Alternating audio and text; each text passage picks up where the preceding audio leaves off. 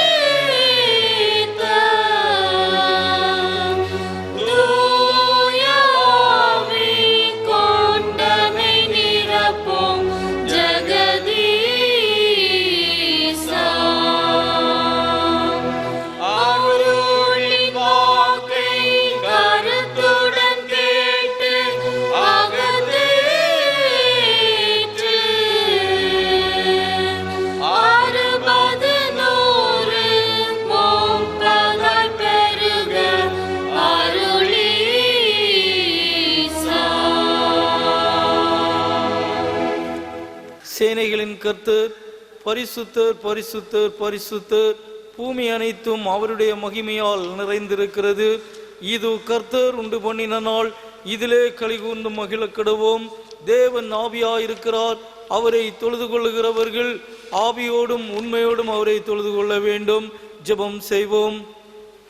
எங்கள் கண்மலையும் மீட்பெருமாய் விளங்குகின்றதான அன்பின் ஆண்டவரே, இந்த காணொளி காட்சியின் மூலமாக இந்த ஆராதனையிலே பங்கு கொள்ளுகின்ற ஒவ்வொருவரையும் ஆண்டவர் பாதுகாத்து உம்முடைய பாதைகளிலே ஆண்டவர் அனுதினம் வழிநடத்த வேண்டுமாறு நாங்கள் ஜெபிக்கின்றோம்.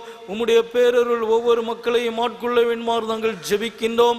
இந்த ஆராதனையிலே நாங்கள் பாடுகின்ற பாடல்கள், வாசிக்கின்ற வேத பகுதிகள், சிந்திக்க போகின்ற அருள் வார்த்தைகளை ஆண்டவர் எங்களுக்கு ஆன்மீக பிரகாரமாக ஆசீர்வதித்து தந்து இந்த வார்த்தைகளிலே நிலை கொண்டு வாழ ஆண்டவர் எங்கள் அனைவருக்கும் அருள் புரிய வேண்டுமாறு நாங்கள் ஜெபிக்கின்றோம். உம்முடைய நீங்காத பிரசன்னம் எங்களை ஆளுகை செய்ய வேண்டுமாறு உம்மை நோக்கி மன்றாடுகிறோம். எங்களையே தாழ்த்துகின்றோம். இயேசுவின் நாமத்தில் ஜெபிக்கிறோம் நல்ல பிதாவே, ஆம். நாம் யாவரும் எழுந்து நின்று ஞான பாடலில் 233வது பாடலை பாடுவோம். ரட்ச பெருமானை பாரும் புண்ணிய பாதம் மண்டினோம், சுத்தமாக்கி சீரைத்தாரும் என்ற 233வது ஞான பாடலை நாம் இணைந்து பாடுவோம்.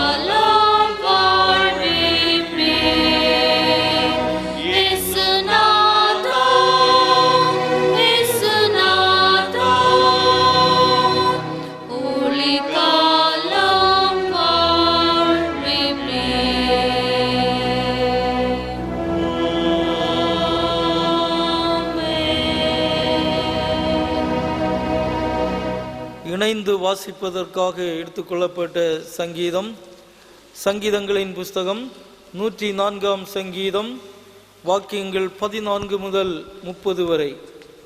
சங்கீதம் 104 14 வாக்கியம் முதல் 30 வாக்கியம் வரை நாம் இணைந்து வாசிப்போம். பூமியிலிருந்து ஆகாரம் உண்டாகும்படி அவர் மிருகங்களுக்கு புல்லையும் மனுஷருக்கு உபயோகமான பயிர் வகைகளையும் முளைப்பிக்கிறார்.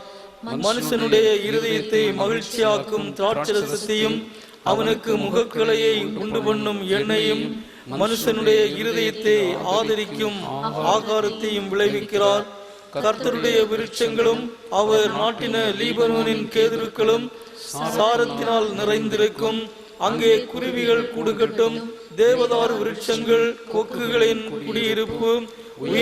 உயர்ந்த பர்வதங்களின் வரையாடுகளும் கண்மலைகள் குளிமுசல்களுக்கும் அடைக்கலம்.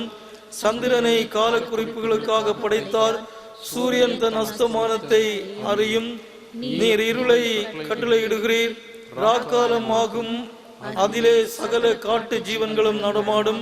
பாலசிங்கங்கள் இறைக்காக கர்ச்சித்து தேவனால் தங்களுக்கு ஆகாரம் கிடைக்கும்படி தேடும். சூரியன் உதிக்கையில் அவைகள் ஒதுங்கி தங்கள் தாவரங்களில் படுத்துக்கொள்ளும். அப்பொழுது மனுஷன் சாயங்காலம் மட்டும் தன் வேலைக்கும் தன் பண்ணைக்கும் புறப்படுகிறான். கர்த்தாவே, உமது கிரியைகள் எவ்வளவு திரளாயிருக்கிறது! அவைகளை எல்லாம் ஞானமாய் படைத்தீர். பூமி உம்முடைய பொருள்களினால் நிறைந்திருக்கிறது. பெரிதும் விஸ்தாரமான இந்த சமுத்திரமும் அப்படியே நிறைந்திருக்கிறது. அதிலே சஞ்சரிக்கும் சிறியவைகளும் பெரியவைகளுமான எண்ணிறந்த ஜீவன்கள் உண்டு. அதிலே கப்பல்கள் ஓடும். அதிலே விளையாடும்படி நீர் உண்டாக்கின திமிங்கலங்களும் உண்டு. ஏற்ற வேளையிலே ஆகாரத்தை தருவீர் என்று அவைகளெல்லாம் உம்மை நோக்கி காத்திருக்கும். நீர் கொடுக்க அவைகள் வாங்கிக் கொள்ளும். நீர் உம்முடைய கையை திறக்க அவைகள் நன்மையால் திருப்தியாகும். நீர் உம்முடைய முகத்தை மறைக்க திகைக்கும். நீர் அவைகளின் சுவாசத்தை வாங்கிக் கொள்ள அவைகள் மாண்டு தங்கள் மண்ணுக்கு திரும்பும். நீர் உம்முடைய ஆவியை அனுப்பும் போது அவைகள் சிருஷ்டிக்கப்படும். நீர் பூமியின் ரூபத்தையும் புதிதாக்குகிறீர்.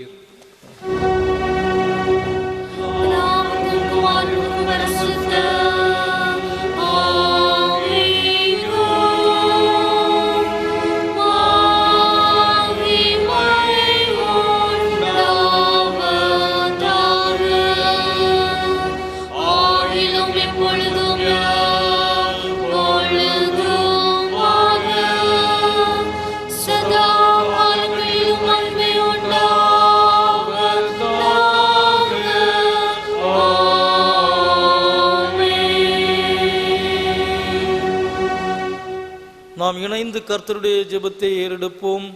பரமண்டலங்களில் இருக்கிற எங்கள் பிதாவே, உம்முடைய நாமம் பரிசுத்தப்படுவதாக. உம்முடைய ராஜ்யம் வருவதாக. உம்முடைய சித்தம் பரமண்டலத்திலே செய்யப்படுகிறது போல பூமியிலேயும் செய்யப்படுவதாக. எங்களுக்கு வேண்டிய ஆகாரத்தை இன்று எங்களுக்கு தாரும். எங்கள் கடனாளிகளுக்கு நாங்கள் மன்னிக்கிறது போல எங்கள் கடன்களை எங்களுக்கு மன்னியும். எங்களை சோதனைக்கு உட்பிரவேசிக்க பண்ணாமல் தீமை நின்று ரட்சித்துக் கொள்ளும். ராஜ்யமும் வல்லமையும் மகிமையும் என்னென்றைக்கும் உம்முடையவே. ஆமென். இந்த நாளுக்குரிய வேத பகுதி மார்க் எழுதின சுவிசேஷம் 14 அதிகாரம் வசனங்கள் 12 முதல் 26 வரை. மார்க் எழுதின சுவிசேஷம் 14 அதிகாரம் வசனங்கள் 12 முதல் 26 வரை. பஸ்காவை பலியிடும் நாளாகிய புளிப்பில்லாத அப்பம் சாப்பிடுகிற முதலாம் நாளிலே அவருடைய சீசர்கள் அவரிடத்தில் வந்து, நீர் பஸ்காவை புசிப்பதற்கு நாங்கள் எங்கே போய் ஆயத்தம் பண்ண சித்தமாயிருக்கிறீர் என்று கேட்டார்கள். அவர் தம்முடைய சீசரில் 2 பேரை நோக்கி, நீங்கள் நகரத்திற்குள்ளே போங்கள். அங்கே தண்ணீர் குடம் சுமந்து வருகிற ஒரு மனுஷன் உங்களுக்கு எதிர்படுவான். அவன் பின்னே போங்கள். அவன் எந்த வீட்டிற்குள் பிரவேசிக்கிறானோ அந்த வீட்டு எஜமானை நீங்கள் நோக்கி, நான் என் சீசரோடு கூட பஸ்காவை புசிப்பதற்கு தகுதியான இடம் எங்கே என்று போதகர் கேட்கிறார் என்று சொல்லுங்கள். அவன் கம்பளம் முதலானவைகள் விரித்து ஆயத்தம் பண்ணப்பட்டிருக்கிற விஸ்தாரமான மேல் வீட்டறையை உங்களுக்கு காண்பிப்பான். அங்கே நமக்காக ஆயத்தம் பண்ணுங்கள் என்று சொல்லி அனுப்பினார். அப்படியே அவருடைய சீசர் புறப்பட்டு நகரத்தில் போய் தங்களுக்கு அவர் சொன்னபடியே கண்டு பஸ்காவை ஆயத்தம் பண்ணினார்கள். சாயங்காலமான போது அவர் 12 கூட அவ்விடத்திற்கு வந்தார். அவர்கள் பந்தியமர்ந்து போஜனம் பண்ணுகையில் இயேசு அவர்களை நோக்கி, என்னுடனே புசிக்கிற உங்களில் ஒருவன் என்னை காட்டி கொடுப்பான் என்று மெய்யாகவே உங்களுக்கு சொல்கிறேன் என்றார். அப்பொழுது அவர்கள் துக்கமடைந்து நானோ என்று ஒவ்வொருவரும் அவரிடத்தில் கேட்க தொடங்கினார்கள்.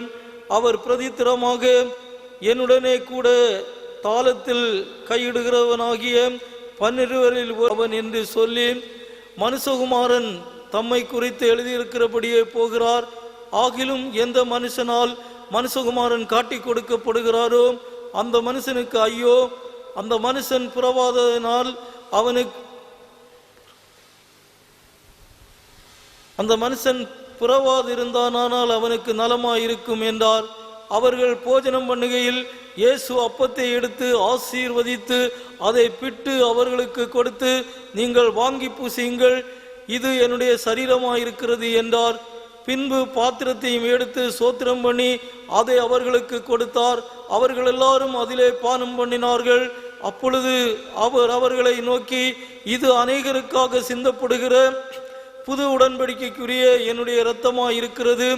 நான் தேவனுடைய ராஜ்யத்தில் நவமான ரசத்தை பானம் பண்ணும் நாள் வரைக்கும் திராட்சைப்பழ ரசத்தை இனி நான் பானம் பண்ணுவதில்லை என்று மெய்யாகவே உங்களுக்கு சொல்கிறேன் என்றார். அவர்கள் சோத்திர பாட்டை பாடின பின்பு ஒலிவமலைக்கு புறப்பட்டு போனார்கள். அப்பொழுது இயேசு அவர்களை நோக்கி, மேய்ப்பனை வெட்டுவேன், ஆடுகளை சிதறடிக்கப்படும் என்று எழுதியிருக்கிறபடியே இந்த ராத்திரியிலே நீங்கள் எல்லாரும் என்னிடம் என் நிமித்தம் இடரடைவீர்கள் என்பதை கிறிஸ்துவே உமக்கு மகிமை உண்டாவதாக. ஜெபம் செய்வோம்.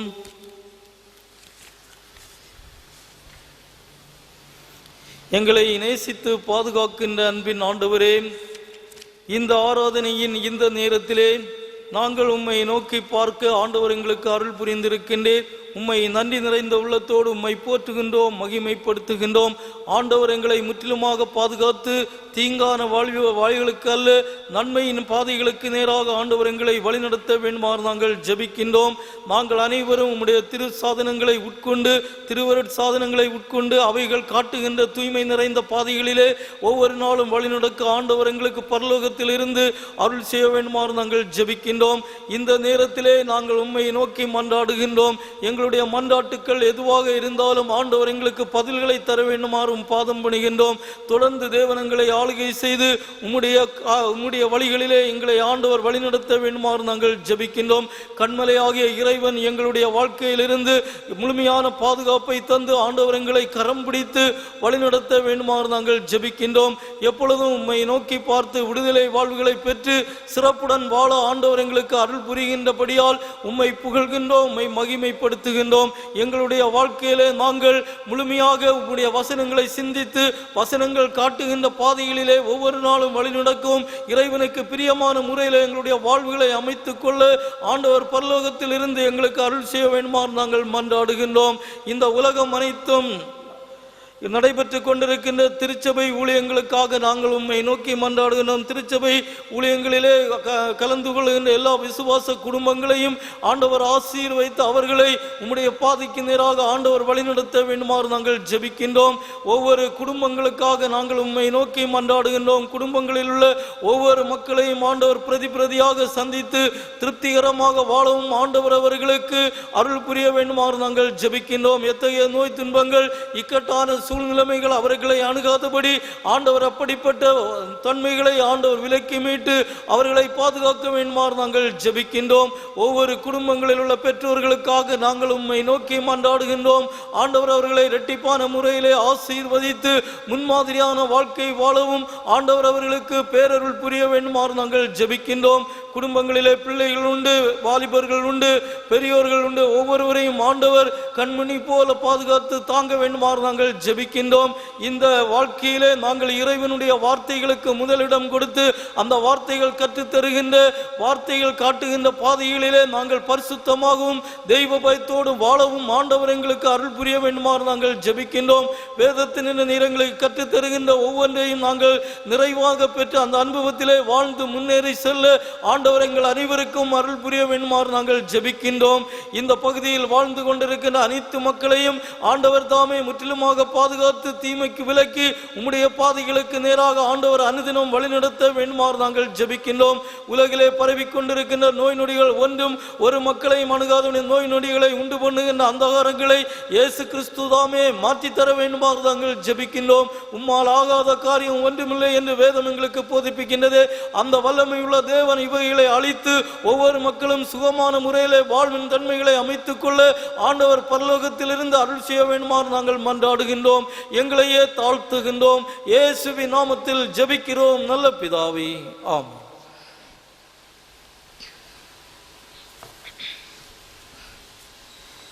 திருச்சபைக்கான அறிவிப்புகள்.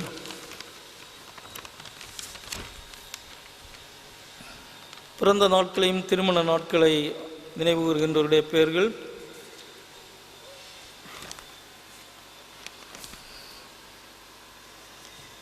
இருபத்தி 4/8/2020 ஆர் ஆகாஷ் சேனங்கோட்டவிளை, ஏ பிலிப் டேனிஸ் ஊற்றுக்குழி,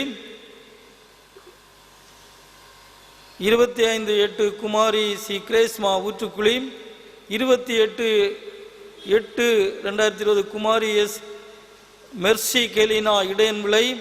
திருமண நாள் வாழ்த்துக்கள்: 23/8/2020 திரு ஏ ஜெப எபனேசர், திருமதி எஸ் ஆட்லின் செட்டிவிளை, திரு எஸ் மெர்லின், திருமதி சோனியா ஊற்றுக்குழி சபை திரு.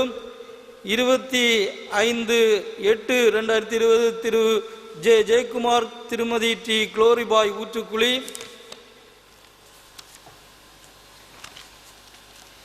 26/8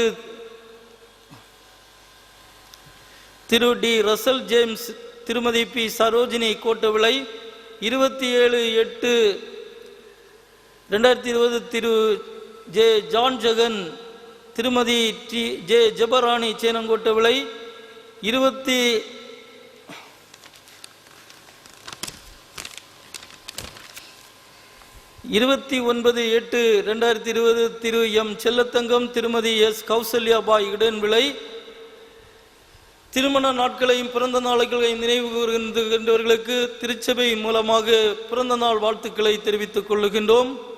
அருள்பணி பாடல் புஸ்தகத்தில் 297வது பாடலை பாடுவோம். எந்த கண்மலை ஆனவரே இந்த பாடல்.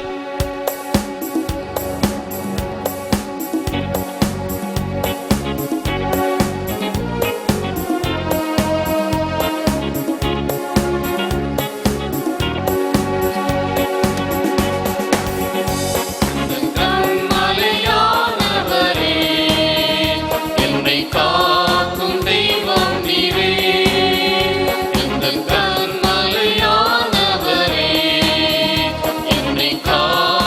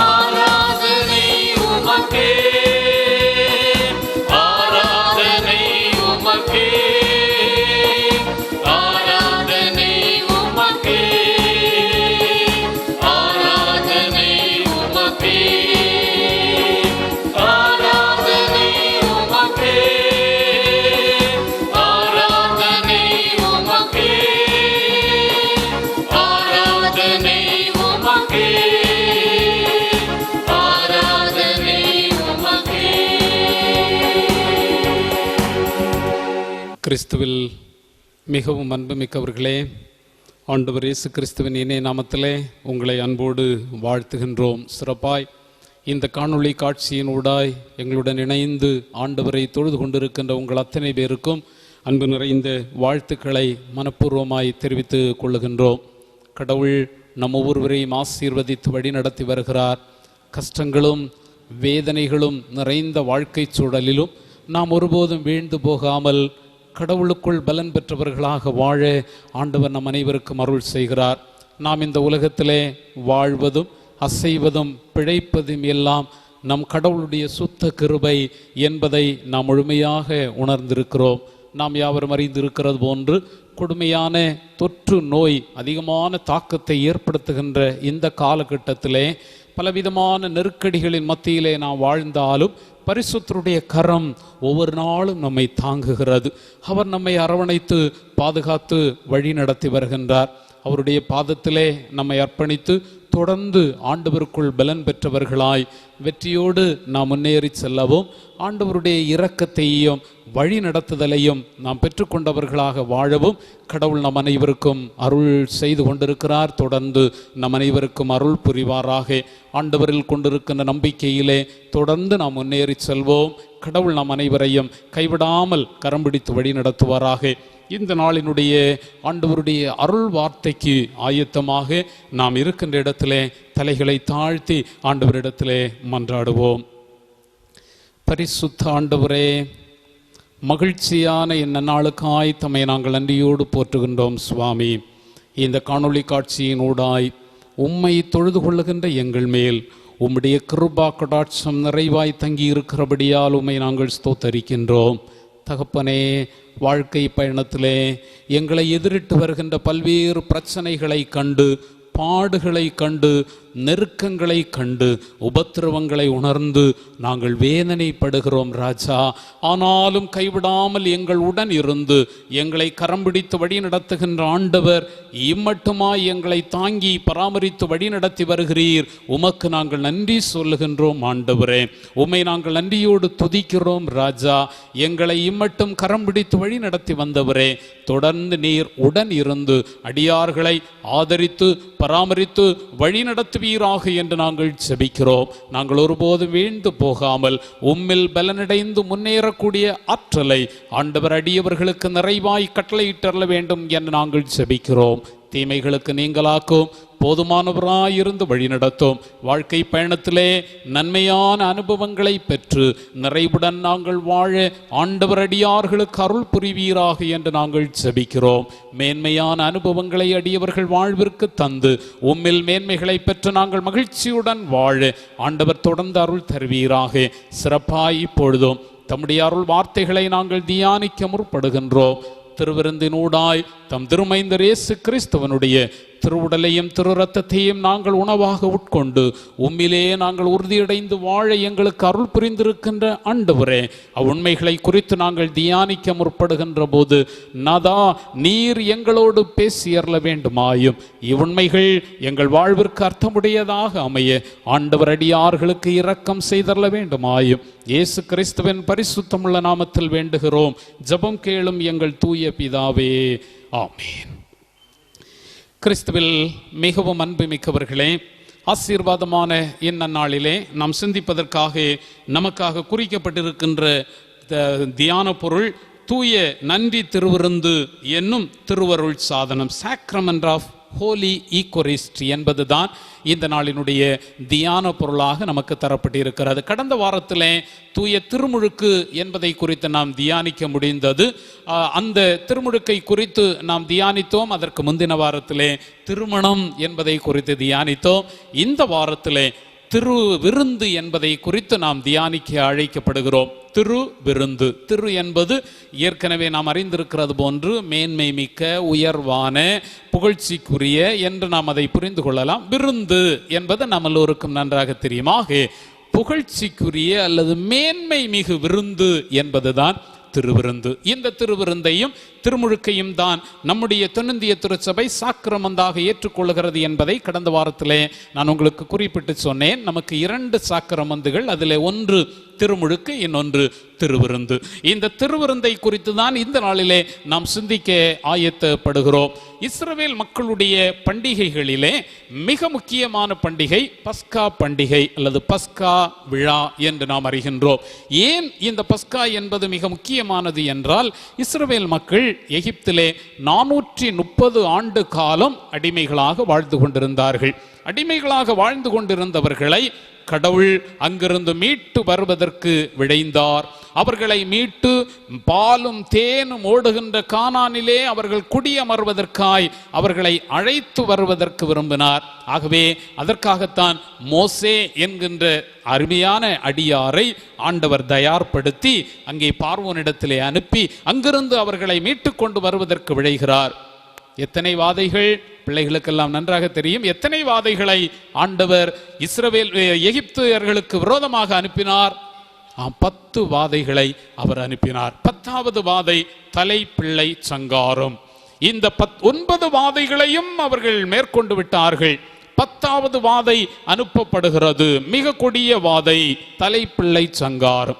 இந்த தலைப்பிள்ளை சங்காரம் என்கின்ற கொடிய வாதை இந்த எகிப்தியர்களுக்கு விரோதமாக செல்வதற்கு முன்னால் இந்த இஸ்ரவேல் மக்கள் இந்த வாதையிலிருந்து தங்களை காப்பாற்றிக் கொள்வதற்காக 1 வயது நிரம்பிய ஒரு ஆட்டினை கொன்று அந்த ஆட்டினுடைய உதிரத்தை அல்லது இரத்தத்தை தங்கள் வீட்டினுடைய முன் வாசலுடைய நிலைக்காலிலே, நம்ம சொல்லுவோம் அல்லவா, இந்த வாசலினுடைய கட்டளை என்று சொல்லுவோம், அந்த வாசலினுடைய அந்த நிலைக்காலிலே அவர்கள் அந்த இரத்தத்தை பூசி இருக்க வேண்டும். இதற்காக ஒரு ஆடு ஒன்று கொல்லப்பட வேண்டும். இந்த ஆட்டினுடைய இரத்தம் அங்கே பூசி இருந்தால் சம்கார தூதன் அவன் வருகிற போது இந்த எந்த வீட்டிலே இந்த ஆட்டினுடைய இரத்தம் பூசப்பட்டிருக்கிறதோ அந்த வீட்டிலே அவன் உள்ளே செல்வது இல்லை.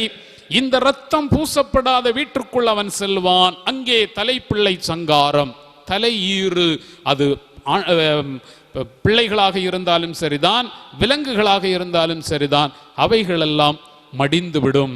அவைகளை இவன் சங்கரிப்பான்.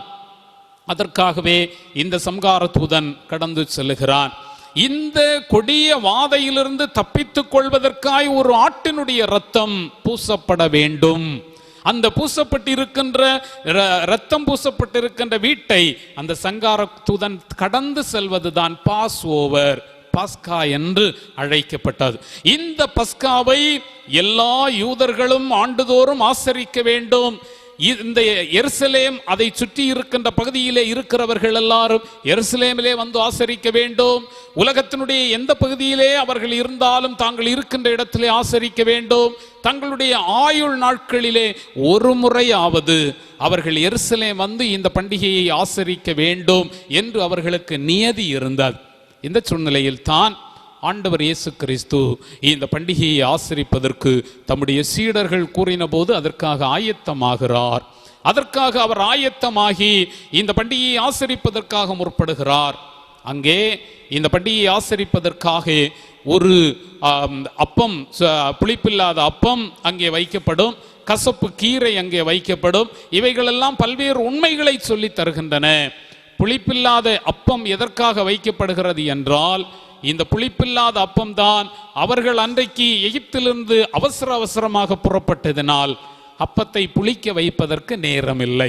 இட்லி மாவு நாம் இட்லி செய்ய வேண்டும் என்றால் அது குறித்த நேரத்தில் குறிப்பிட்ட நேரம் புளிக்க வைக்கப்பட வேண்டும். அப்படி என்றால் தான் சுவையான இட்லி அல்லது தோசை நமக்கு கிடைக்கும். புளிக்க வைக்கப்படாவிட்டால் அது சரியாக நமக்கு வருவதில்லை. அதை போன்றுதான் அப்பத்தை புளிப்பில்லாமல் அவர்கள் அவசரமாக புறப்பட்டதினால் புளிப்பில்லாத அப்பம். அதை போன்று இந்த பண்டிகையை ஆசரிக்கின்ற போது கசப்பு கீரை. எதற்காக என்றால் அவர்கள் 430 ஆண்டு காலம் எகிப்திலே அடிமைகளாக இருந்தார்கள் என்பதை உணர்த்துவதற்காய் கசப்பு கீரை. இப்படி மிகுந்த வரலாற்றை நினைவு கூறக்கூடிய இந்த பண்டிகையை ஆசரிக்கின்ற இந்த பஸ்கா நிகழ்விலே சற்று வித்தியாசமாய் நமது ஆண்டவர் இயேசு கிறிஸ்து என்ன சொல்லுகிறார் என்றால், அங்கே இருக்கின்ற அப்பத்தை எடுக்கிறார், அதை உடைத்து ஆசீர்வதித்து, இது என்னுடைய சரீரம், இது என்னுடைய உடல் என்று அவர்களுடைய கரத்திலே அதை ஆசீர்வதித்து தருகிறார். அதை உடலாக அவர்களுக்கு தந்து அதை ஏற்றுக்கொள்ளுமாறும் அதை உண்ணுமாறும் அவர் சொல்லுகிறார். அடுத்ததாக அங்கே இருக்கக்கூடிய ரசத்தை எடுக்கிறார். திராட்சை ரசத்தை எடுத்து இது என்னுடைய ரத்தம், என்னுடைய குருதி என்று சொல்லுகிறார். இது சற்று வித்தியாசமான நிகழ்வாக இருக்கிறது. ஆண்டவர் ஏற்படுத்திய திருவிருந்து அதுதான். அங்கே இதுவரை அவர்கள் விடுதலை பெற்றுக் கொள்வதற்காய் ஒரு ஆடு ஒன்று கொல்லப்பட்டது. அந்த ஆட்டினுடைய இரத்தம் வாசல் நிலைக்காலிலே பூசப்பட்டது. இந்த ஆடு கொல்லப்பட்டு இந்த ஆட்டினுடைய இரத்தம் சிந்தப்பட்டால் தான் அவர்களுக்கு மீட்பு. இங்கே மனுக்குலத்தினுடைய மீட்பு உலக இரட்சகராகிய உலக தோற்றம் முதலே அடிக்கப்பட்ட வண்ணமாக இருக்கக்கூடிய ஆட்டுக்குட்டியானவருடைய இரத்தத்தினால் மீட்பு கிடைக்கிறது என்பதை இந்த திருவிருந்திலே ஆண்டவர் உறுதிப்படுத்துகிறார். அது மாத்திரமல்ல, என்னை நினைவு கூறும்படி இதை செய்யுங்கள் என்று கட்டளை அவர்களுக்கு தருகிறார். இந்த நாளினுடைய தியான பொருளை இந்த நாளுக்காக நமக்கு குறிக்கப்பட்டிருக்கின்ற திருமறை பகுதி சார்ந்து உங்களோடு நான் பகிர்ந்து கொள்ள விடைகிறேன். இந்த நாளிலே நமக்கு பாடமாக குறிக்கப்பட்டிருக்கின்ற திருமறை பாடங்கள் ஆதியாகமம் புத்தகம் 14வது அதிகாரம் 17வது வசனம் முதல் 24வது வசனம் வரையும், நிருப பாடமாக 1 கொரிந்தியர் 10வது அதிகாரம் 15வது வசனம் முதல் 17வது வசனம் வரையிலும், நற்செய்தி பாடமாக மார்க் நற்செய்தி நூல் 14வது அதிகாரம் 12வது வசனம் முதல் 26வது வசனம் வரையிலும் நமக்காக குறிக்கப்பட்டிருக்கிறார். ஆண்டவர் நமக்காக நன்றி விருந்தாக அல்லது திருவிருந்தாக ஏற்படுத்தி இருக்கின்ற இது நன்றி உணர்வுடன் ஆண்டவர் நமக்கு தந்திருக்கின்ற ஆசிகளை நினைவு கூறக்கூடியதாக இருக்க வேண்டும் என்பதை அதிகமாக வலியுறுத்துவதற்காய் இந்த நாளிலே நாம் இணைந்து படித்த சங்கீதம் 104 ஆண்டவருடைய படைப்பினுடைய மகத்துவத்தையும் அதன் மேன்மைகளையும் நமக்கு தெளிவாக குறித்து காட்டுகிறதை நாம் இணைந்து படிக்க முடிந்தது. எனினும் இந்த நாளினுடைய திருமறை பகுதி சார்ந்து துரிதமாய் 2 உண்மைகளை நான் உங்களோடு கூட பகிர்ந்து கொள்ள விழைகிறேன். முதலாவதாக, இந்த திருவிருந்து நமக்கு உணர்த்துகின்ற உண்மை என்னவென்றால், இந்த திருவிருந்து என்பது உறவினுடைய விருந்து என்பதை நமக்கு சுட்டி காட்டுகிறார். இந்த திருவிருந்து உறவினுடைய விருந்து, உறவு விருந்து, உறவின் விருந்து என்று நாம் அதை உணர்ந்து கொள்ளலாம். இந்த நாளினுடைய தியான வசனம் அதை நமக்கு தெளிவாக உணர்த்துகிறது. 1 கொரிந்தியர் 10வது அதிகாரம் 17வது வசனம் இந்த நாளினுடைய தியான வசனமாக நமக்கு தரப்பட்டிருக்கிறார். அதிலே அந்த ஒரே அப்பத்தில் நாம் எல்லாரும் பங்கு பெறுகிறபடியால் அநேகரான நாம் ஒரே அப்பமும் சரீரமாய் இருக்கிறோம். திருவிருந்து உறவின் விருந்து, அது ஒரு அன்பு உறவினுடைய விருந்து. திருவிருந்து என்பதற்கு யூக்கரிஸ்ட் என்றும் கம்யூனியன் என்றும் குறிப்பிடுவது உண்டு. கம்யூனியன் என்கின்ற அந்த சொல்லிலே அந்த யூனியன் அல்லது இணைவு என்பது இருக்கிறது. அந்த சொல்லிலே உறவு என்பது தெளிவாக வெளிப்படுகிறது. இந்த உறவு விருந்திலே நாம் இணைகின்ற போதெல்லாம், இந்த உறவு விருந்திலே நம்மை இணைத்துக் கொள்ளுகின்ற போதெல்லாம் உண்மையான உறவு என்பது நம்முடைய வாழ்க்கையிலே வெளிப்பட வேண்டும் என்று எதிர்பார்க்கப்படுகின்றோம். இங்கே அதைத்தான் பவுலார் சொல்லுகிறார். நாமெல்லாம் இயேசு கிறிஸ்துவனுடைய திருவுடலாகிய ஒரே அப்பத்தில் பங்கு பெறுகிறபடியால் நாம் பலராக இருந்தாலும் ஒரே அப்பமும் ஒரே உடலுமாய் இருக்கிறோம் என்று அவர் தெளிவுபடுத்துகிறார். நாம் பலராக இருந்தாலும் இந்த உறவு விருந்திலே இணைகின்ற போது ஒரே உடல் என்கின்ற ஒரு உறுதிப்பாட்டிலே நாம் இணைந்து கொள்ளுகிறோம் என்று சொல்லுகிறார். இயேசு கிறிஸ்து இந்த திருவிருந்தை ஏற்படுத்துகின்ற போது யார் யார் இருந்தார்கள் என்றால், அவருடைய சீடர்கள் எல்லோரும் இருந்தார்கள். அவரை காட்டிக் கொடுக்கக்கூடிய யூதாசும் அங்கே இருந்தார். அவரை மறுதலிக்கக்கூடிய பேதுருவும் அங்கே இருந்தார். இவர்களை எல்லாம் உள்ளடக்கியது தான் இந்த விருந்து. இவர்களை எழும்பி வெளியே போங்கள் என்று ஆண்டவர் சொல்லவில்லை. உங்களில் ஒருவன் காட்டிக் கொடுப்பான் என்று சொல்லுகிறார். நானோ என்று கேட்கிறார்கள். அவர்களுக்குள்ளே அந்த ஒரு குற்ற உணர்வு வெளிப்படுகிறது. இருந்தாலும் ஆண்டவர் அதை முழுமையாய் வெளிப்படுத்தவில்லை. எனக்கு அன்பானவர்களே, நாம் இங்கே இணைந்திருக்கிறோம் என்றால் பலதரப்பட்ட மக்களாக இருந்தாலும் திருச்சபை என்கின்ற கூட்டுறவிலே நாம் இணைக்கப்படுகிறோம். ஒரே அப்பத்தில் நாம் இணைகின்றபடியினால் ஒரே உடலாய் இருக்கிறோம் என்கின்ற ஒரு உயரிய சிந்தனையை பவுலார் இங்கே நமக்கு தெளிவுபடுத்துகிறதை நாம் புரிந்து கொள்ள முடிகிறது. இயேசு கிறிஸ்து ஏற்படுத்திய திருவிருந்திலே இந்த உண்மையை நாம் உணர்ந்து கொள்கிறோம். இன்றைக்கு அதை நாம் தெளிவாக நாம் பயன்படுத்துகின்ற இந்த பொருட்கள் நமக்கு உணர்த்துகிறார். நாம் பயன்படுத்துகின்ற அப்பத்தை பாருங்கள். அது கோதுமை மாவினால் உருவாக்கப்பட்ட அப்பம். கோதுமை மணி தூவப்பட்ட விதைகளாய் ஆங்காங்கே இருக்கின்ற விதைகளை எல்லாம் ஒன்றிணைத்து அதை மாவாக்கி அதிலே செய்யப்படுகின்ற அப்பம்தான். அதை போன்று பிரிந்து கிடக்கின்ற திராட்சை பழங்களை இணைத்து அதனுடைய சாறை பிழிந்து எடுத்து அதனால் உருவாக்கப்படக்கூடிய ரசம், இவைகள் இரண்டுமே பிரிந்து இருக்கின்றவைகள் இணைந்து வரக்கூடிய ஒரு அனுபவத்தை நமக்கு சுட்டி காட்டுகிறார். ஆண்டவர் ஏற்படுத்திய இந்த திருவிருந்து என்பது உறவினுடைய மேன்மையை நமக்கு உணர்த்துகிறது என்பதை நாம் தெளிவாக புரிந்து கொள்ள முடிகிறது. எனக்கு அன்பானவர்களே, ஆண்டவர் படைத்த மனுக்குலமாகிய ஆதாம் ஏவாள் அவர்கள் ஆண்டவரோடு கூட இணைந்திருந்தார்கள். ஆனால் ஆண்டவரோடு கூட இணைந்திருந்தவர்கள் தீயோனுடைய சூழ்ச்சியினால் தங்களிடையே ஏற்பட்ட உயர்வு சிந்தனை நிமித்தமாய் விலக்கப்பட்ட கனியை சாப்பிட்டு ஆண்டவரோடு கூட இருந்த உறவினை உடைத்து கொண்டார்கள். இந்த உறவிலிருந்து அவர்கள் வெளிவருகின்றார்கள். அவர்களுடைய பிள்ளைகள் காயின் ஆபேலை பாருங்கள். அவர்களிடத்திலே இருக்கக்கூடிய அந்த ஒரு சிந்தனை மாற்றம் ஏற்படுகின்ற போது அவர்கள் காயின் ஆபேலை கொண்டு விடுகிறார் என்பது நம்ம எல்லோருக்கும் நன்றாக தெரியும். அந்த உறவை உடைத்து அது கொலை நிலையிலே அது மாற்றப்படுகிறது என்று நாம் புரிந்து கொள்ள முடிகிறது. இப்பேற்பட்ட ஆரம்பத்திலே இருந்த மனுக்குலம் இன்றைக்கும் பல்வேறு தீமைகளினால் பிரிந்து கிடக்கின்ற போது இயேசு கிறிஸ்துவனுடைய திருவுடல், இயேசு கிறிஸ்துவின் திரு ரத்தம் சிந்தப்பட்ட இந்த திருவிருந்திலே உறவு ஏற்படுகிறது என்பதை நாம் தெளிவாக புரிந்து கொள்ள முடிகிறது. ஆண்டவராகிய இயேசு கிறிஸ்து ஏற்படுத்திய திருவிருந்து என்பது உறவின் விருந்து என்பதை தெளிவாக நாம் புரிந்து கொள்வோம். இரண்டாவதாக, இந்த விருந்து உணவாகும் விருந்து, உணவாகக்கூடிய விருந்து. இயேசு கிறிஸ்து ஏற்படுத்திய திருவிருந்து என்பது உணவாகக்கூடிய விருந்து. இயேசுநாதர் சொல்லுகிறார், நானே வாழ்வு தரும் உணவு. யோவான் நற்செய்தி நூல் 6வது அதிகாரம் 48வது வசனத்திலே நானே வாழ்வு தரும் உணவு என்று சொல்லுகிறார். ஜீவ அப்பம் நானே. ஒருவேளை அந்த நாட்களிலே அதை தெளிவாக சீடர்களால் புரிந்து கொண்டிருக்க முடியாது. ஏன் ஆண்டவர் இதை சொல்லுகிறார் என்று அவர்கள் புரிந்து கொண்டிருக்க முடியாது. அதற்கு செயல் வடிவம்தான் திருவிருந்திலே அவர் தருகிறார். அதற்கு செயல் வடிவம்தான் ஆண்டவர் திருவிருந்திலே மிக தெளிவாக சொல்லுகிறார். யோவான் நற்செய்தி நூல் 6வது அதிகாரம் 48வது வசனத்திலே ஆண்டவர் இயேசு கிறிஸ்து மிக தெளிவாய் குறிப்பிடுகிறார், நானே வாழ்வு தரும் உணவு, ஜீவ அப்பம் நானே என்று அவர் குறிப்பிடுகிறார்.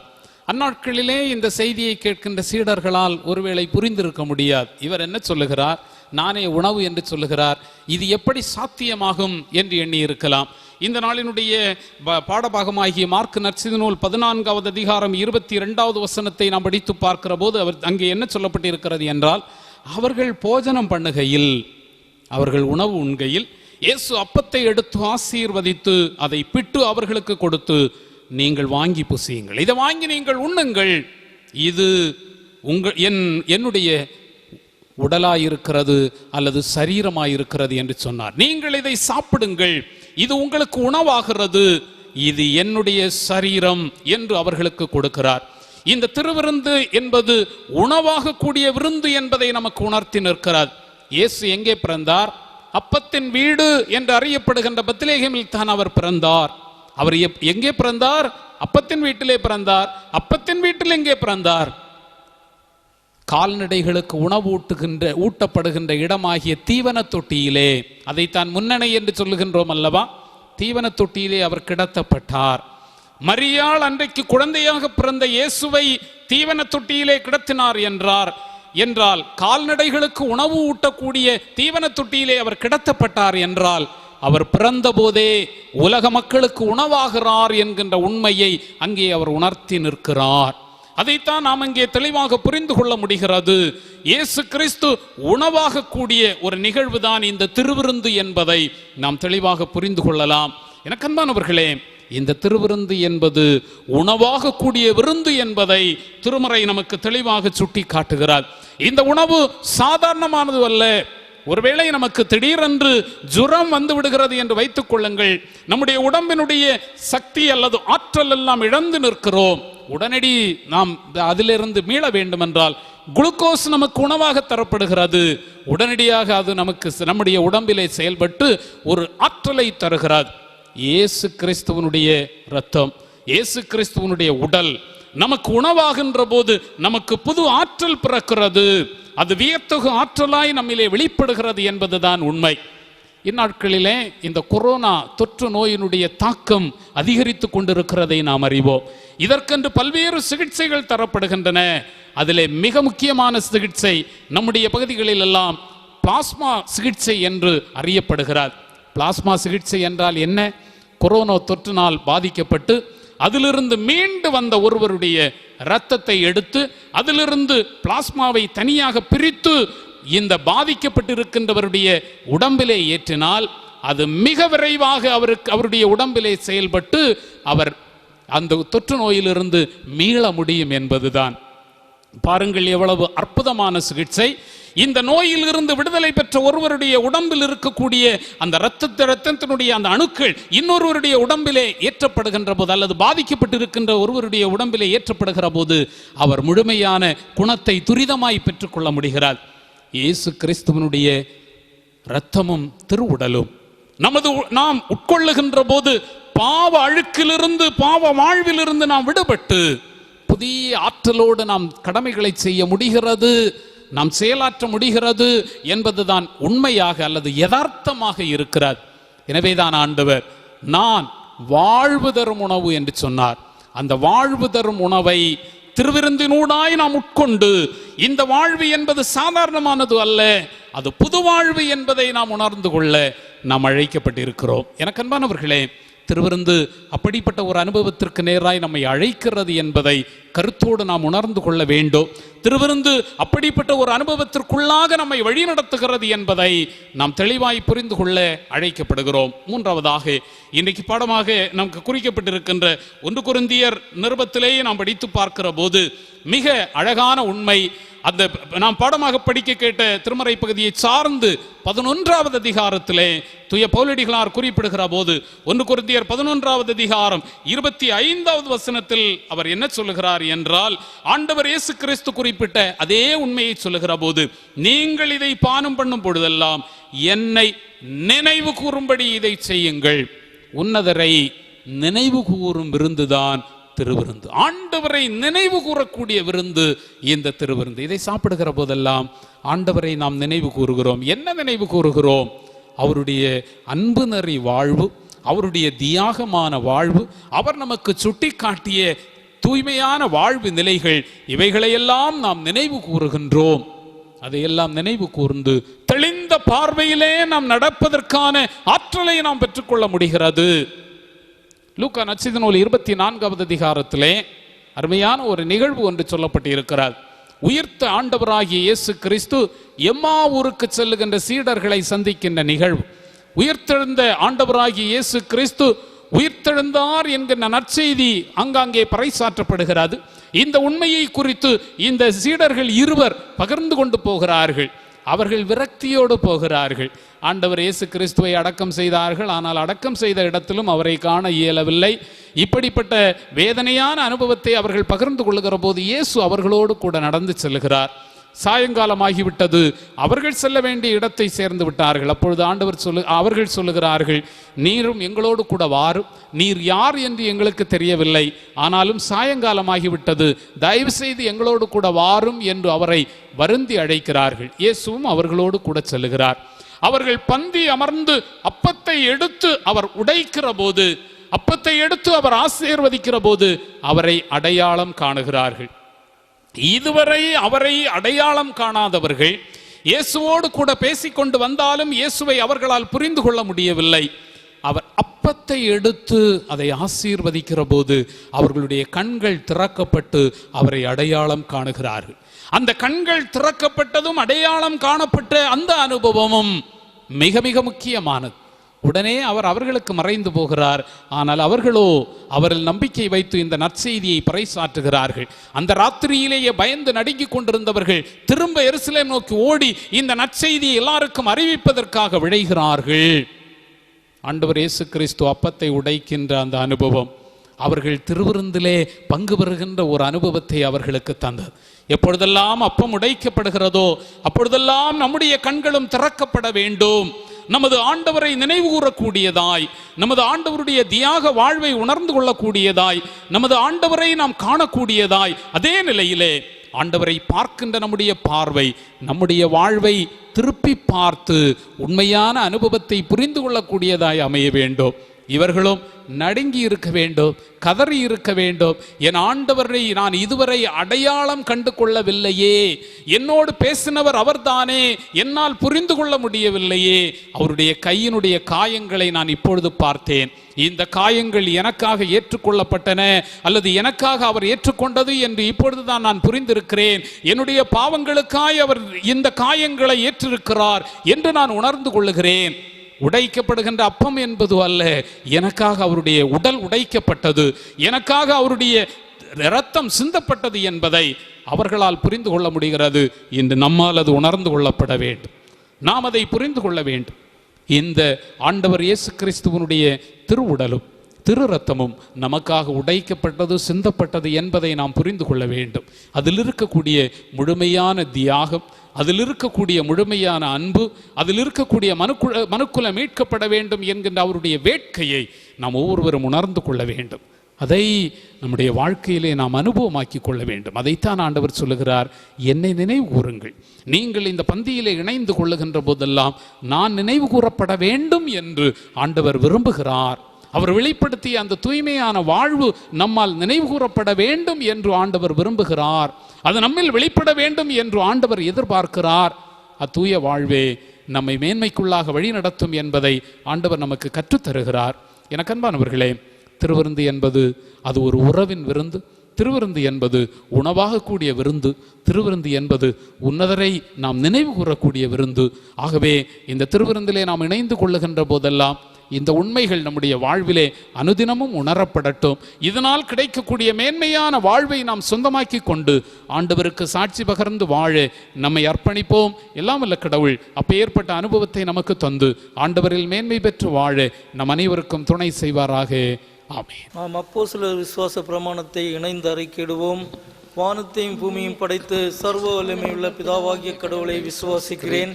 அவருடைய ஒரே குமாரனாகிய நம்முடைய நாதர் இயேசு கிறிஸ்துவை விசுவாசிக்கிறேன். அவர் பரிசுத்த ஆவியினாலே கன்மரியாடத்து உட்பவித்து பிறந்தார். பொந்து பிலாத்துவின் காலத்தில் பாடுபட்டு சிலுவையில் அறையுண்டு மரித்து அடக்கம் பண்ணப்பட்டு பாதாளத்தில் இறங்கினார். மூன்றாம் நாள் மரித்தோடத்திலிருந்து எழுந்தெழுதினார். பரமண்டலத்திற்கு ஏறி சர்வ வல்லமையுள்ள பிதாவாகிய தேவனுடைய வலது பாசத்திலே வீற்றிருக்கிறார். அவ்விடத்திலிருந்து உயிருள்ளோரை மரித்தோரையும் ஞாயிந்திருக்க வருவார். பரிசுத்த ஆவியை விசுவாசிக்கிறேன்.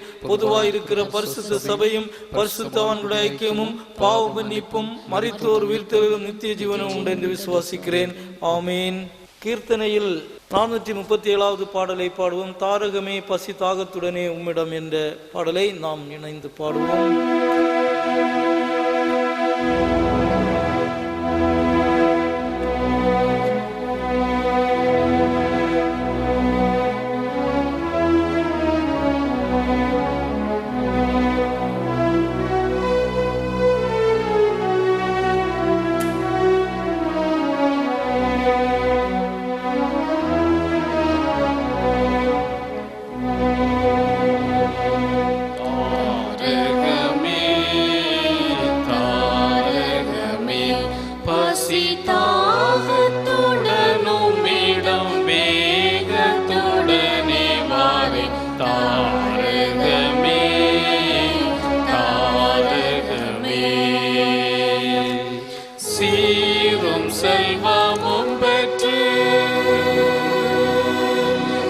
சீரும் செல்வமும் பெற்று தேரும் படிக்கன்னிடம் சீரும் செல்வமும் பெற்று தேரும் படிக்கன்னிடம் சேரும் யாரையும் ஒரு போதும் தள்ளிடேனென்று தாரகமே தாரகமே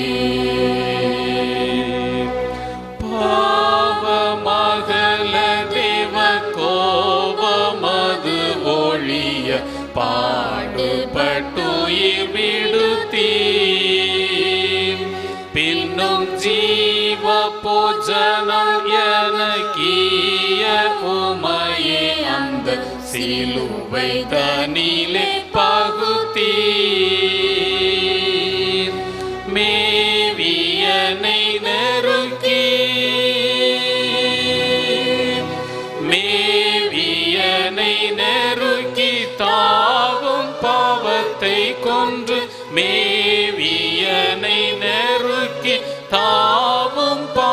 பாவத்தை கொன்று சேவித்துயிர் பிழைக்க தேவே உமையுட்கொள்ள தாரகமே தாரகமே.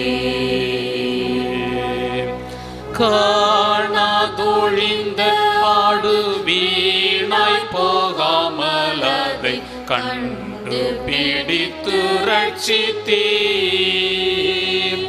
அது பேணுதலுடன் பரிபூரணமடைந்திட பேருலகுதித்தேனன்றீர். வேணுமுமது நீதி வேணுமுமது நீதி பூர்ண நிறைவாயுந்தன். வேணுமுமது நீதி பூர்ண நிறைவாயுந்த மாணருளும் திருப்தியானே பெறவும் இடம் தாரகமே தாரகமே. தங்க திருவசனம் உந்தன்றா போஜனம் தகமையத்தனம் ஆமே. யான் சிந்தை பணிந்தவற்றை என்றன் மனதுட்கொள்ள தேவ சுத்தாவி தாமே. உந்தன் தசையுதிர உந்தன் தசையுதிர விந்தை வீருந்தினையான். உந்தன் தசையுதிர விந்தை வீருந்தினையா சந்ததமுண்டு துதி சாற்ற அருள் செய்வீரே தாரகமே தாரகமே. பசிதாகத்துடனுமிடம் வேகத்துடனே வாரின் தாரகமே தாரகமே.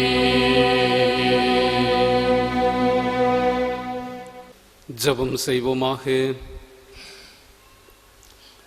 பரிசுத்தமும் அன்பும் இரக்கமும் நிறைந்த எங்கள் நல்ல ஆண்டவரே, ஆசீர்வாதமான இந்நன்னாளுக்காய் தம்மை நாங்கள் மீண்டுமாய் நன்றியோடு ஸ்தோத்தரிக்கின்றோம். சுவாமி, உம்முடைய திருப்பாதத்திலே நாங்கள் ஒருமனப்பட்டு இணைந்து வர இயலாவிட்டாலும் நாங்கள் இருக்கின்ற இடங்களிலே இந்த காணொளி காட்சியினூடாய் இணைந்து உம்மை தொழுது கொள்ள தேவரீர் அடியார்களுக்கு இரக்கம் செய்தபடியால் உம்மை நாங்கள் நன்றியோடு போற்றுகின்றோம். நாங்கள் சரீர அளவிலே பிரிந்திருந்தாலும் உம்மை தொழுது கொள்ளுகின்ற எங்கள் உணர்வின் அடிப்படையிலே நாங்கள் இணைந்திருக்கின்றோம் என்பதை நாங்கள் உணர்ந்து உம்மை துதிக்கின்றோம். சுவாமி, இத்தொழுகையிலே உம்முடைய தூய பிரசன்னத்தை நாங்கள் உணர்ந்து கொள்ள தேவரீர் அடியார்களுக்கு அருள் புரிந்தீர். உமக்கு ஸ்தோத்திரம் செலுத்துகின்றோம். அன்பு ஆண்டவரே, திருவிருந்தை எங்களுக்கு ஏற்படுத்தி தம்முடைய திருமைந்தர் இயேசு கிறிஸ்துவனுடைய திருவுடலாலும் திரு இரத்தத்தாலும் உறவினை எங்களுக்கு வலுப்படுத்தியதோடு இது எங்களுக்கு உணவாக தரப்பட்டிருக்கிறது என்பதை நாங்கள் புரிந்து கொள்ளவும் எங்கள் அன்பு தெய்வமே, இதில் ஆண்டவர் இயேசு கிறிஸ்துவிலிருந்து வெளிப்பட்ட நல்ல பண்புகளை நினைவு கூறக்கூடிய அனுபவத்தையும் எங்களுக்கு அது கற்றுத்தருகிறது என்பதை நாங்கள் புரிந்து கொள்ள நீர் எங்களுக்கு அருள் புரிந்தீரே. உம்மை நாங்கள் துதிக்கிறோம் ஐயா. ஆண்டவரே, நாங்கள் திருவிருந்திலே இணைந்து கொள்ளுகின்ற போதெல்லாம் இதனுடைய உண்மை தன்மைகளை எங்கள் வாழ்க்கையிலே உணர்ந்து கொண்டவர்களாய் எங்கள் ஆண்டவரில் வளர வாழ ஆண்டவர் அடியார்களுக்கு இரக்கம் செய்தல்வீராக என்று நாங்கள் செபிக்கிறோம். வல்லமை நிறைந்த கடவுளே, இம்மட்டுமாக நீர் எங்களை தாங்கி வருகிறீர். உமக்கு நாங்கள் ஸ்தோத்திரம் செலுத்துகிறோம். உம்மிலே நாங்கள் மேன்மைகளை பெற்றுக்கொள்ளவும் உம்மிலே நாங்கள் ஆசைகளை சொந்தமாக்கி கொண்டு வாழவும் தூயாவியார் அடியார்களுக்கு துணை செய்தரல வேண்டும் என்று நாங்கள் செபிக்கிறோம் ஐயா. குறிப்பாக இந்த தொற்று நோயினுடைய தாக்கத்தினால் பாதிப்பில் இருக்கக்கூடிய எல்லா மக்களையும் கடவுளே நீர் கடாட்சி தருவீராக என்று நாங்கள் செபிக்கிறோம். சுவாமி, தம்முடைய பிள்ளைகளுக்கு கிடைக்க வேண்டிய சிகிச்சைகள் ஏற்ற நேரத்திலே கிடைக்க பண்ணப்படவும் நல்ல சுகத்தை பலத்தை ஒவ்வொருவரும் சொந்தமாக்கி கொள்ள ஆண்டவர் அருள் தருவீராக என்று நாங்கள் செபிக்கிறோம். இனிமேல் இந்த நோய் அவரையும் தொற்றிக்கொள்ளாதபடி ஆண்டவரே இதை நீர் முற்றுமாய் தடுத்தாள் கொள்வீராக என்று நாங்கள் செபிக்கிறோம். உம்மாலாகும் சுவாமி, உம்முடைய வல்லமை உள்ள கரம் செயல்படுவதாக என்று நாங்கள் செபிக்கிறோம். இந்த நோயை எதிர்த்து எதிர்த்து போராடி கொண்டிருக்கின்ற அருமையான மக்கள் ஒவ்வொருவரையும் ஆண்டவர் தம்முடைய சட்டைகளின் நிழலிலே மறைத்து நீர் பாதுகாத்தரல வேண்டும் என நாங்கள் ஜெபிக்கிறோம். இரவென்றும் பகலென்றும் பாராமல் கருத்தோடு தம்முடைய பிள்ளைகள் உழைத்து கொண்டிருக்கிறார்கள் சுவாமி. சிறப்பாய் மருத்துவத்துறையிலே உழைக்கின்ற எங்கள் அன்பு மக்கள் ஒவ்வொருவரையும் ஆண்டவர் ஆசீர்வதித்து உம்முடைய பராமரிப்பினை தந்து பாதுகாவலை தந்து நீர் வழி நடத்துவீராக என்று நாங்கள் ஜெபிக்கிறோம். இவ்விடத்திலே கடமைகளை செய்து கொண்டிருந்தாலும் கர்த்தருடைய கரம் தம்முடைய பிள்ளைகளை தாங்குவதாக என்று நாங்கள் ஜெபிக்கிறோம். நீர் உம்முடைய வல்லமையினால் இடைகட்டி உம்முடைய பாதுகாப்பு வளையத்திற்குள் தம்முடைய பிள்ளைகளை பாதுகாத்து பராமரித்து வழிநடத்த வேண்டும் என்று நாங்கள் ஜெபிக்கிறோம். ஆண்டவரே, இந்த நோயை எதிர்த்து இன்னும் போராடி கொண்டிருக்கின்ற ஒவ்வொருவரையும் ஆண்டவர் சந்தித்து ஆசீர்வதியும். இந்த நோய்க்கான ஒரு தடுப்பு மருந்தினை ஆண்டவரின் நாட்களிலே கட்டளையிடுவீராக என்று ஜெபிக்கிறோம். விரைவாய் அது எல்லா மக்களையும் சென்றடைவதற்குரிய பாக்கியத்தை ஆண்டவரே நீர் கட்டளையிட்டரல வேண்டும் என்று நாங்கள் ஜெபிக்கிறோம். ராஜா, இரக்கம் செய்யும் ஆண்டவரே, இந்த நோயினுடைய தாக்கம் முற்றிலுமாய் அடியோடு மாறிப்போவதற்குரிய கிருபைகளை ஆண்டவர் தந்தரல வேண்டும் என்று நாங்கள் ஜெபிக்கிறோம். எங்கள் திருச்சபையின் விசுவாச குடும்பங்களை கண்ணோக்கி பாரும். எல்லா குடும்பங்களிலும் ஆண்டவருடைய இரக்கம் நிறைவாய் தங்கி இருக்கட்டும்.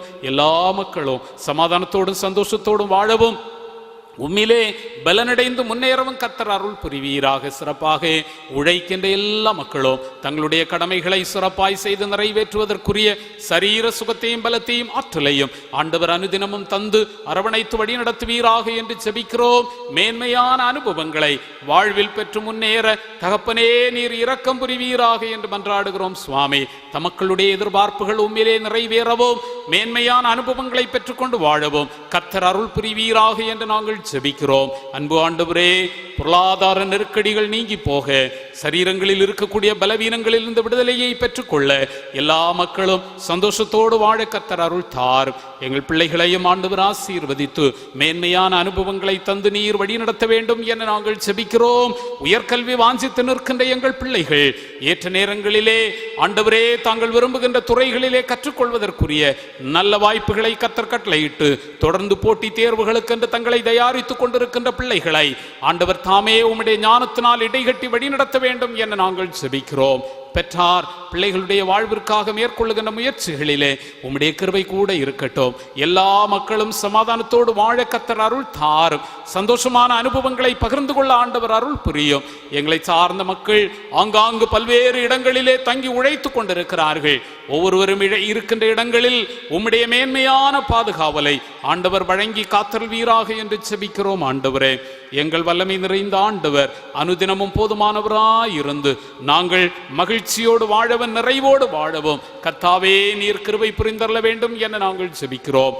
கஷ்டங்கள், கவலைகள், போராட்டங்கள், வேதனைகள், வியாதி துன்பங்கள், நெருக்கடிகள், பாடுகள், உபத்திரவங்கள் என்று வாழ்வில் எதிரடையான அனுபவங்களோடு போராடி கொண்டிருக்கிறவர்கள் ஆண்டவருடைய இரக்கத்தை பெற்றுக்கொள்ள கர்த்தர் அருள் புரிவீராக என்று ஜெபிக்கிறோம்.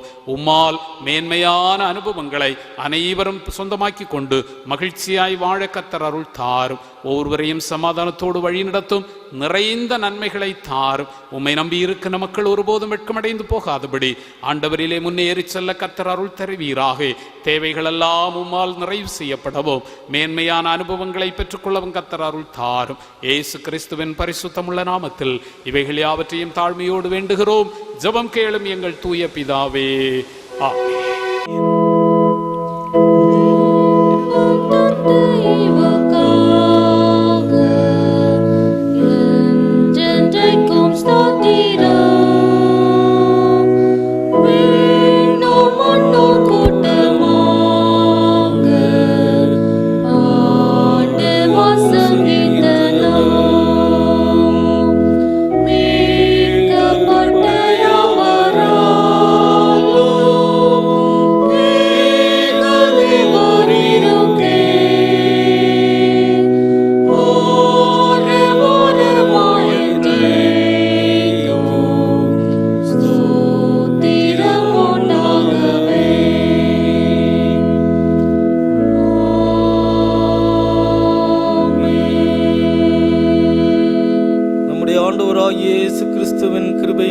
பிதாவாகிய தேவனுடைய அன்பும் பரிசுத்த ஆவியானவருடைய மனோகர ஐக்கிய சிநேகம் நம் அனைவரோடு இன்றும் என்றும் சதா காலங்களிலும் தங்கியிருப்பதாக.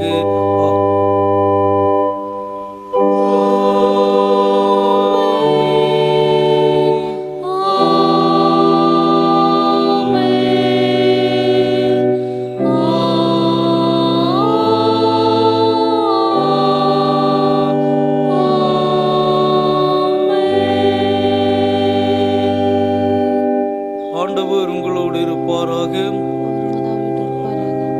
சமாதானத்தோடு சென்று வாருங்கள்.